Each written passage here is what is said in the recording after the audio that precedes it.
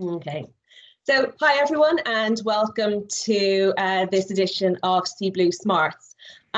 Today we're going to talk about cybersecurity, and we see this as a really growing topic among IT and communication service providers. As you know, the situation has changed over the last couple of months, and employees working remotely, coming to trusted advisors like their service providers to seek security advice. We're seeing these conversations emerge all the time, and I think sales and marketing professionals are looking for the best way to add value to their customers and to the cybersecurity conversations that are taking place.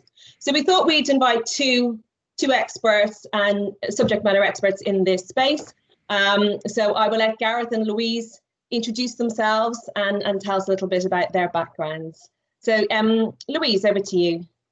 Good morning, thanks Ola. So my name is Louise Parr. I've been working in marketing all my career, always in a technology environment. I was first started really out at BlackBerry, where security was a fundamental part of the product and the success of that product range.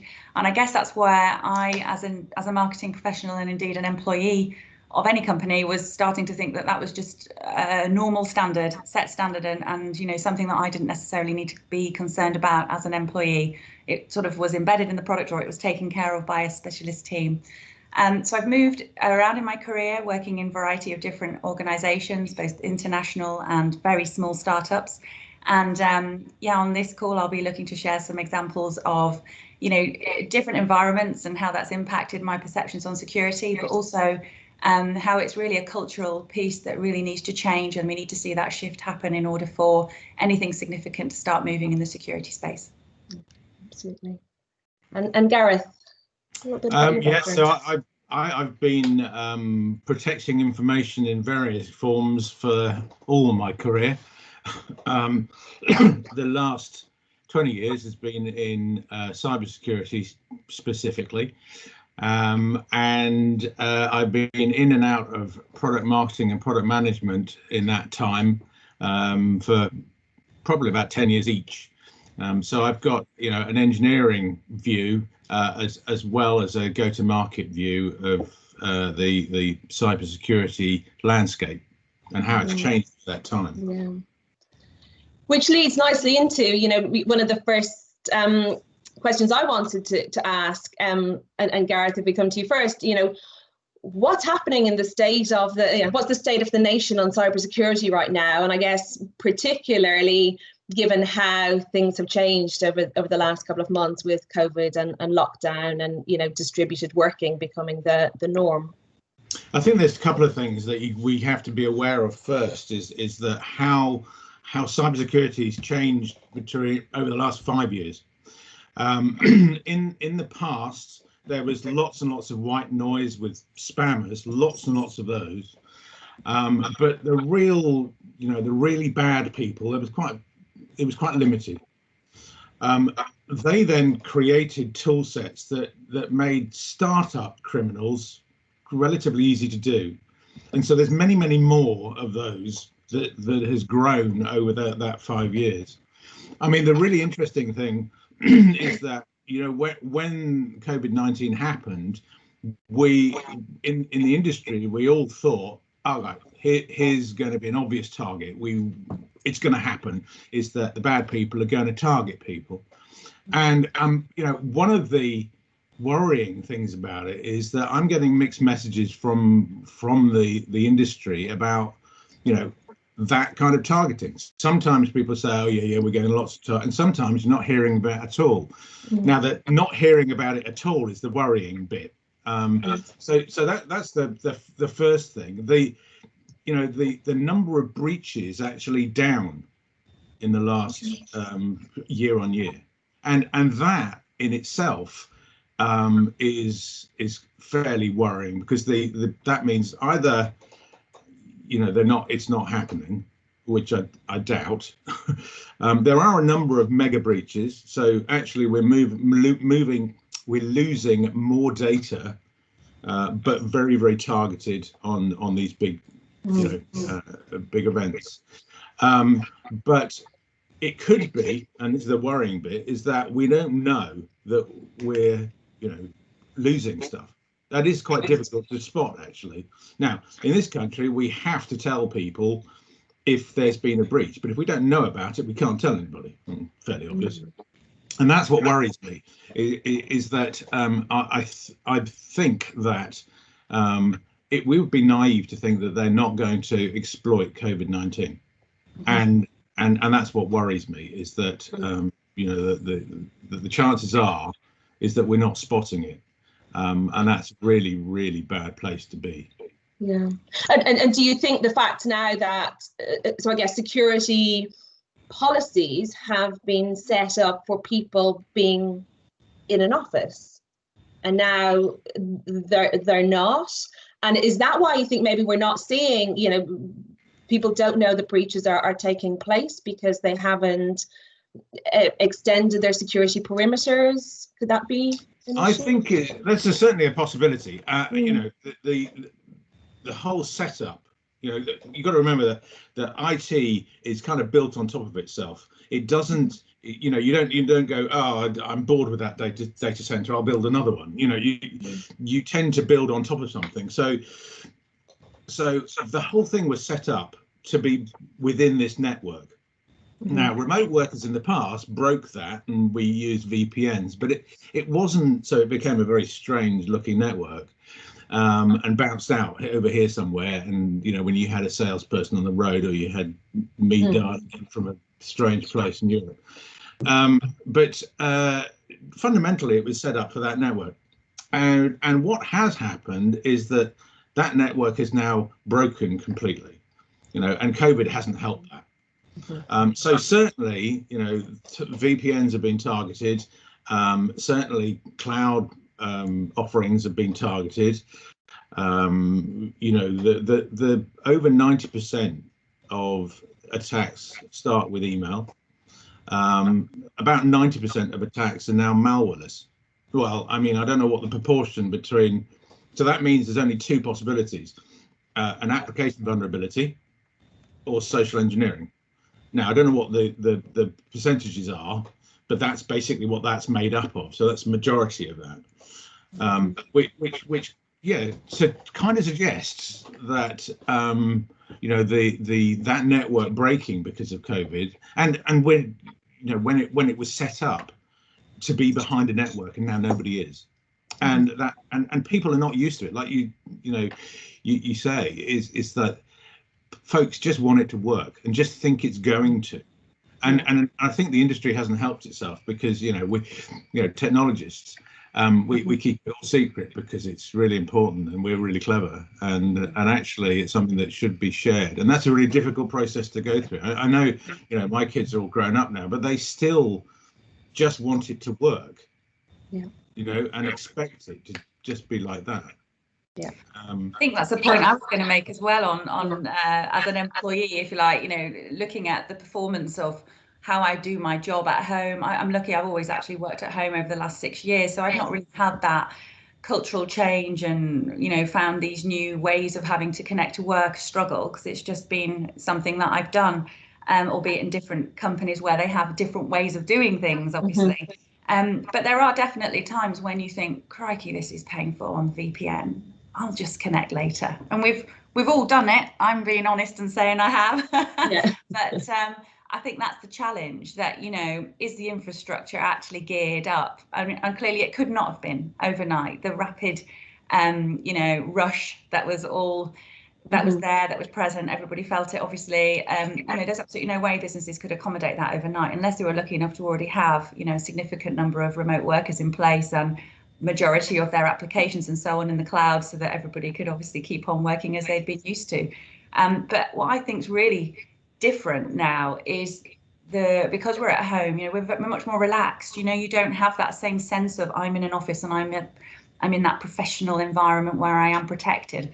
That doesn't mean you don't perform as well or that your productivity's down. It just means that perhaps you do browse on the web. Maybe you do click on something, you haven't got somebody behind you who could potentially browse at your screen. So you're just sort of more, I'm just going to take a little coffee break now. And it's those kind of habits that I think that, they're not wrong to have. Everybody needs breaks, but it's because you're not with other people, your social life is becoming more and more online. So therefore, the vulnerability on the network is actually increased by that kind of definition, really.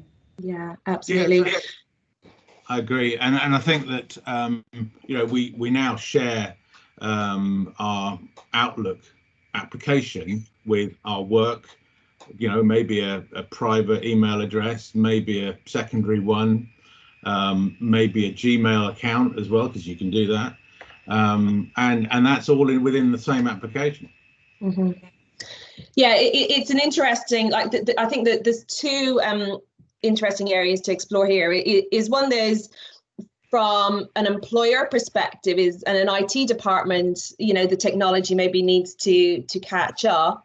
And look at how they support remote workers, and also from an employee perspective, almost do a re-education on what security best practice looks like from an employee perspective in the home environment, and just be mindful of going off to look at other sites and best practice. And I guess when we take a look at the service providers in this space, I'd love to get your thoughts on how they can add that value to their customers, how they can best communicate with, authority but authenticity in this area, because it is a growing, we see it as a growing area for lots of service providers, and maybe they're catching up in terms of technical capability, but how can they position themselves to offer that value to their clients? I'd love to get your thoughts on that. So certainly from Nowcomm's perspective, what we actually have is we get a lot of they're specifically tailored by our IT department to come through to my inbox to look like they're from one of my colleagues, or from a provider that we work with. And often there'll be a very small error in either the formatting of the email address or in the link itself, that what they're doing is clearly they're educating us to say, don't click before you've actually read that email address. Don't click before you've considered, why are they sending me an email? They only actually have my mobile number. Why are they messaging me? The relationships between, one of our consultants and that team, it's really strange that they're engaging with me if I've never met them before. So trying to get you to be much more inquisitive about, why have you received that message, and do you really need to open it, for example? Because often we're guilty of just click and scroll, but maybe we need to be more reject. They'll come back if it's really important, and I'll hear if I need to get in touch with someone, so that you can just maintain that security, especially if you're on your personal device or on your laptop. You're obviously, we've been in an environment where we've been doing that for decades, but we're probably using it in a much more casual way when we're relaxed on the sofa on an evening with our smartphone, thinking, I'm just going to go and have a quick look and see whether or not that email's come back, or was that actually significant? Should I have deleted it? So I think that whole behaviour piece needs to be encouraged, and it can only actually happen through real life application of some examples. So I think IT departments in particular can really start to kind of get that behaviour change, and then they'll get the reporting on the back end of it. This is failing, everybody's clicking, nobody's checking. Right, then now what your behaviour change needs to be for your next programme, and it needs to be this constant cycle. We can't just have like a marketing campaign just drop and then you leave. You've got to keep the feeding of information out there. You've got to nurture them. You've got to treat everybody really like a customer within your organisation, I think, and make sure that they are okay, that they understand what the objective is. Do they understand how to spot the differences, and have a culture where that's absolutely okay to question. I think that's the other piece. You're not expected to be an expert. We haven't all just suddenly been on all of these, framework and methodology courses and got a huge amount of qualifications behind us in security. We can't be expected to have that. But clearly there's going to need to be this kind of mentoring and hand-holding piece. I went on a webinar actually a little while ago with Cisco, and Kevin Fielder, the CISO from Just Eat, was on that. And he was talking about the challenges of bringing together two different organisations, the Just Eat brand and the other restaurant side of the chain. It was really fascinating because one of the pieces that came out of that was about threat modelling, and how actually security teams themselves can put themselves into different business units around organisations and get that almost buddy or champion within that team to tell them what's wrong with the security that they're actually trying to push out. What are the challenges with it? What are their team members finding that are really difficult around it? And in some cases, how would you go around circumnavigating this? If it is a VPN issue, for example, and it's the speed and they're finding it too difficult and it's lowering performance, then great that the team knows that they need to actually address the speed, the bandwidth, and maybe change provider. Yeah.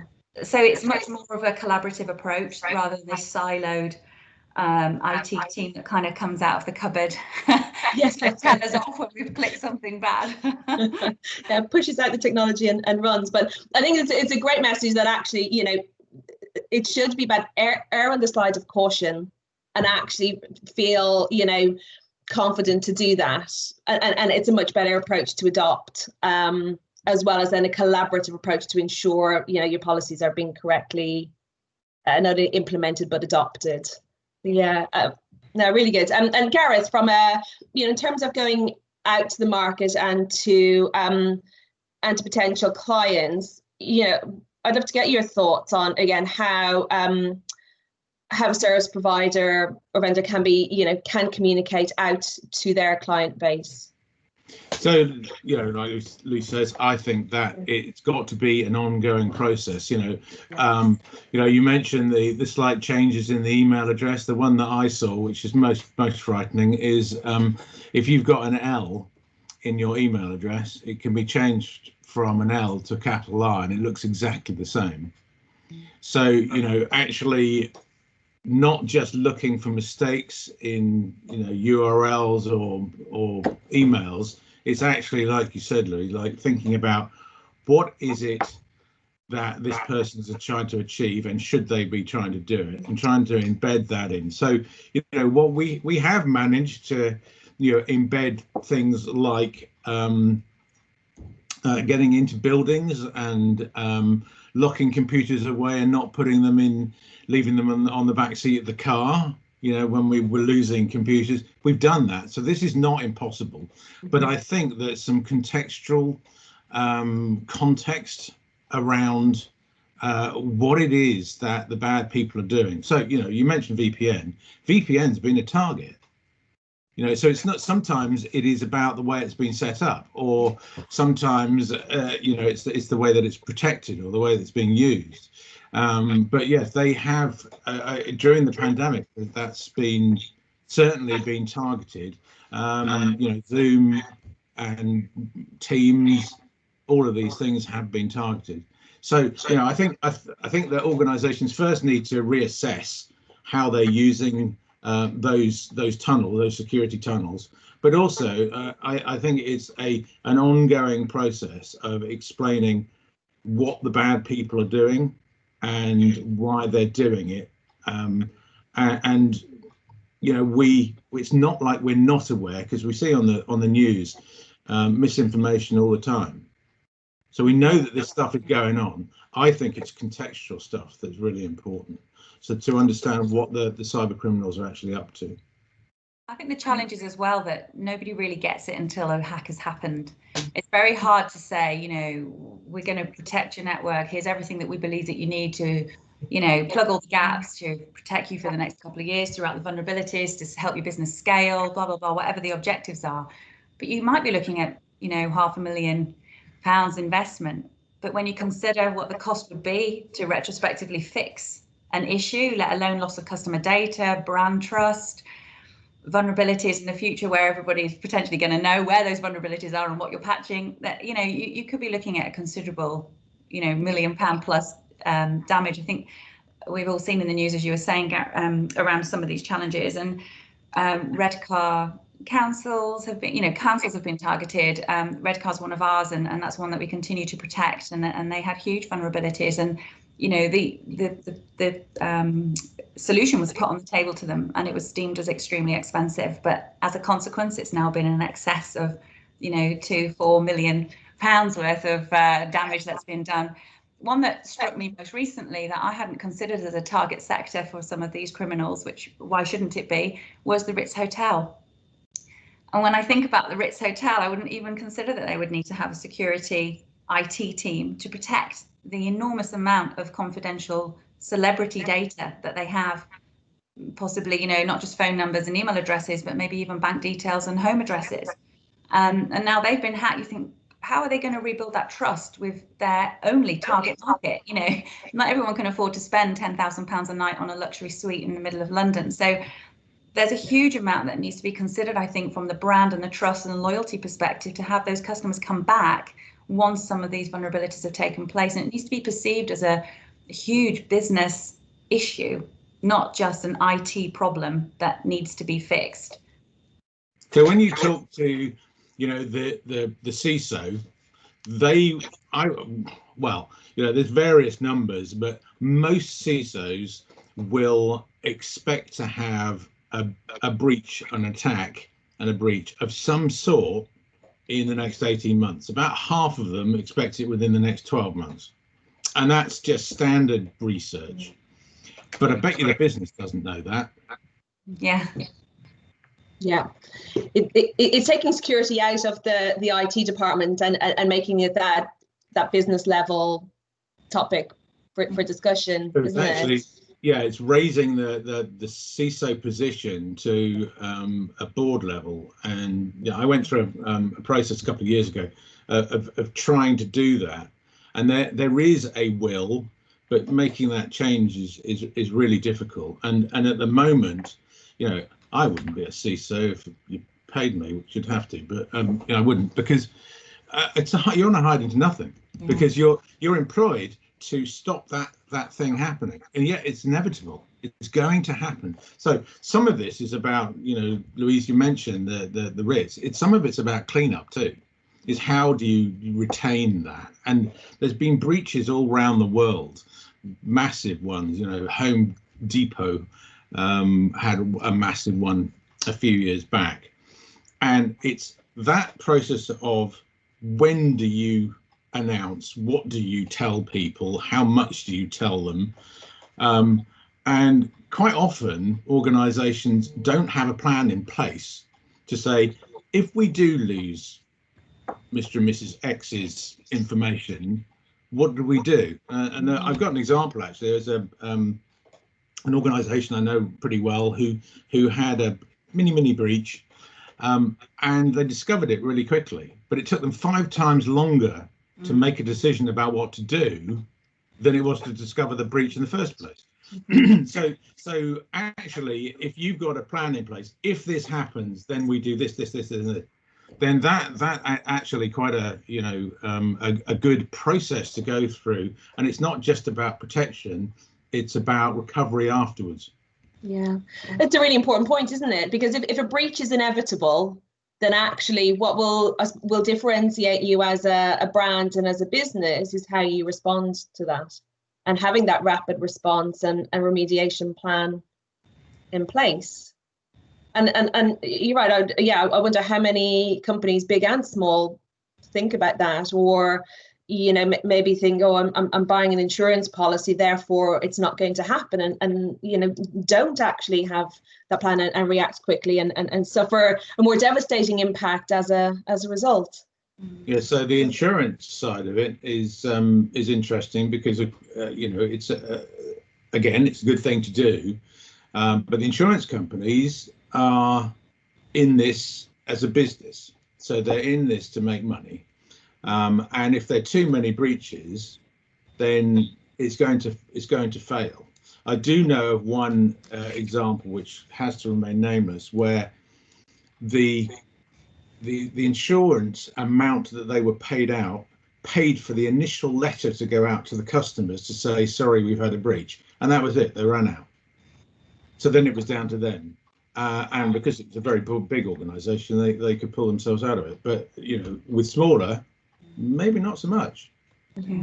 So I think that it would be good for organizations to be able to say to the customer, this is the scenario, this is what the world looks like. We are no different from anybody else, because you don't want them switching, but to say, if something happens, these are the steps that we're taking to remediate. Because I don't know about you, but my service provider, I have absolutely no idea what would happen next.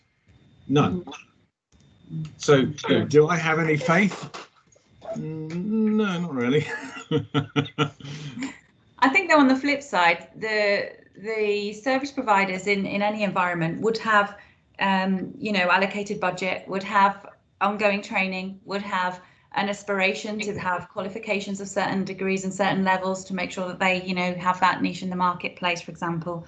But also they've got the benefit of working across a variety of different environments and seeing and feeling all of the impacts of these challenges that we're talking about. So I think from a customer perspective, it's beneficial to use the service providers to outsource a lot of these challenges so that they're sort of being babysat whilst they can look to embed that culture within their organization. They can't be expected to bring in now highly trained, skilled security experts when they don't really know what it is necessarily that they need to focus on, where their vulnerabilities are, and so on. And that exercise itself could take a significant period, by which time you're obviously in a predicament.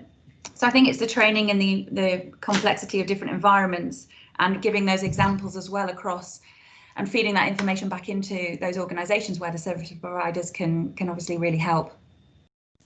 Yeah, and I think that's an area that we see service providers, or role we see service providers definitely trying to play more and more. They do have a trusted relationship with many with their clients, and yeah, clients who don't know how, don't have the resource, or don't know where to turn, are turning back into their service providers to seek that advice. And I would like to get your thoughts, Louise, in terms of what, like, do you think that as a sales and marketing collective that we're able to have those conversations with our clients, or do we need to upskill and up-level ourselves to have those quality conversations, provide that trusted advice to the clients who are desperately seeking it?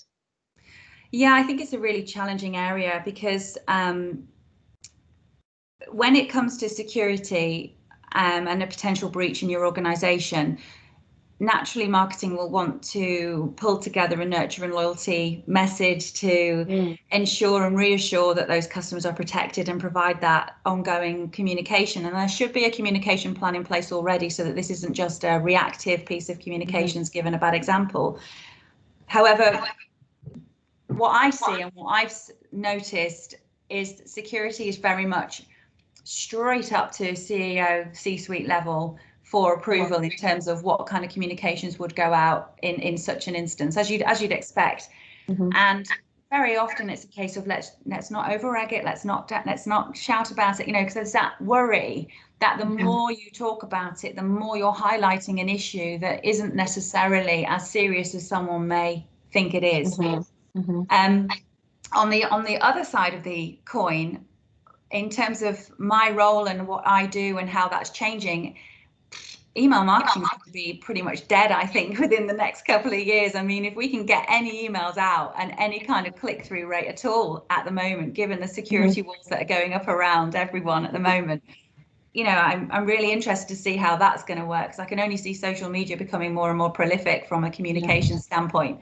And that gives us the ability to be more reactive, but equally then that comes with its own issues in terms of what we should say, when we should say it, and is that really the right platform? So it's a challenging one. I don't think we can shield customers. I don't think that customers should expect at all that there are ever any risk from being with a service provider of any sort. But I do think that, equally, it's the whole supply chain. It's not just one organization. And that entire chain, I think every organization has a responsibility to make sure that everyone they work with has got security measures in place. So from that perspective, what do you tell a customer? That's a very good point, actually, because we've just seen a spike in supply chain attacks. And anybody like to guess how many suppliers that Volkswagen have got? Thousands? Thousands, I would say. Yeah, 40,000. Oh, wow. Plus, apparently. I read somewhere, which I can't remember now. But so supply chain, it's the attacks, not necessarily from the bottom up, which is what one would expect, But it can be from top down, but it can be from the middle outwards as well. And if you've got a chain of 40,000 or a chain of anything, sometimes they can, with some of these big organizations, they can reach out to thousands, as we just said. That's a massive danger, and it's something that we've seen a resurgence of in the last months or so. Yeah. It's incredible. Which I guess, and I know Louise, we spoke before, and you had a question that I'm going to pose to Gareth. I know you were keen to understand, how can businesses understand really where they are on that kind of, security maturity continuum.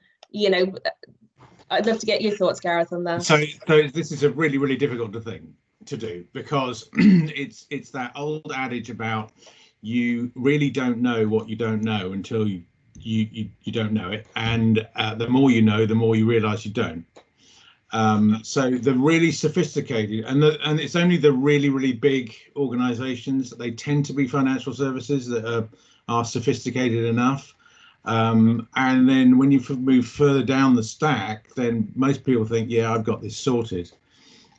Whereas, if you're realistic about this, you never got it sorted. You're always, that's one of the problems with cybersecurity, is if you're always on the back foot, because the bad people are creating the thing that you're trying to stop. So they're always trying to find new ways of doing it, and you're always finding new ways to stop them. So that's the first thing. The second one is, there are some tools out there that you can use to work out where you are and how good you are. But they are going to push you towards come and buy lots of these things, I would imagine. But you can get those tools online and go through those. The only real ways of doing it is getting either penetration testing or red team assessment or purple teaming. There is a new technology that's come out the last year probably, which is BAS, B-A-S, which is breach attack simulation. And what they do is actually continuously fire attacks specifically targeted at a particular industry or a particular type of attack. So it might depend on the type of similar cyber criminal who predominantly is financial services, or predominantly whoever, and it fires at that organization to work out where they have breaches. That can be quite expensive.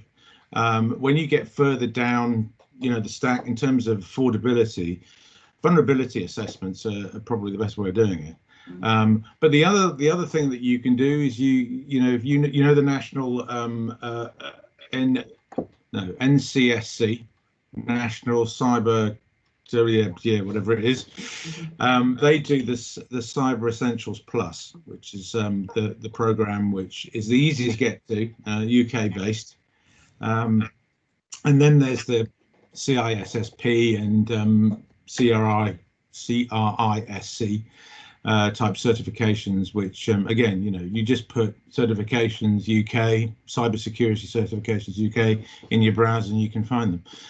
But yes, I would say the Essentials Plus is probably the best place to start. But a compromise assessment or those kind of offerings, if you can find one that's like a fixed price, if you're a smaller organization, that'll do it. Where it's not good to do a one-off. You should really do them continuously. In a perfect world, you do red teaming, you do BAS attacks, you do compromise assessments, you do cyber transformation, you do cyber hygiene, you do the whole kabang if you want to, but it's going to cost you. So those are the ones you can predominantly the ones that you should aim for. Okay. I think there's also a challenge. I don't know if you both agree that if I were in might just be the way I if I were in a security role and I had the opportunity to have a full vulnerability assessment done on the network, I would be concerned about that information being out there. So it's kind of this irony of, I need to know what the state of play is and where the gaps are and what my project needs to be for the next 3 to 10 years. However, my concern would be who would be privy to that information once that analysis had actually happened. And I can see that becoming, you know, so quite interesting to consider, because you want to help, but equally. First of all, the security companies that I've worked for are all a little bit James Bond about this. Okay. Where the consultative side of the business is really very conscious about the confidentiality of their customers. That's, you know, the first thing. And the second thing is that a lot of that mid-market CISO are not now announcing who they're using for their email security, their network security, their endpoint security, their etc. So they're keeping that quiet. It is quite easy for cyber criminals to work out what applications you've got running that are public. It's a fairly simple ping to work out what you've got. You can work out who's got Office 365 from your laptop.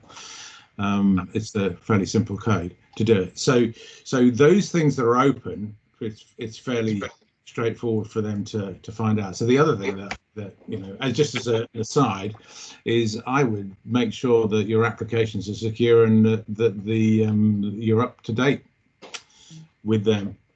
That's a complete aside. Sorry, did that not answer the question? I went off suddenly. I did answer, yeah. Well, it is one of those, you know, topics that we could literally talk for hours about. But I would just say, like, the things I've taken away from today is, you know, the threat landscape, it hasn't stopped. You know, the fact that we may be seeing a decline in breaches is actually more worrying than anything else. So attacks are likely still happening. We just don't know about it. IT departments now need to look at how they adapt their security to reflect that people are now remote working, accessing applications, you know, non-work applications, but combine that with really good employee education programs, and it becomes a collaborative approach to re-educate on you know, best practice from an employee perspective. And I think, you know, testing and test again. You know, and it sounds like there's a range of tests available, and you know, it's an ongoing process to make sure you've got the best security policies that you can. I mean, jump in if I missed anything else, but they were some big takeaways for me. Yeah, I think it is, like like Louise said, I think it is about training. I have gone, in the last 20 years, I have gone through the process of training, you know, marketing teams, but also legal teams, finance teams, you know, recruit teams, you name it. I did sessions at Symantec with all the senior PAs. So I think everybody needs to be included in this, and it's not just the, you know, the obvious, you know, the end users who, you know, log into the databases or email, but it's everybody else as well. It's a complete culture, a complete inclusive process. Yeah. Well, I would say thank you so much to both of you for your time. It's been a really, really enlightening discussion, and thank you very much. And thank you. Nice to see you.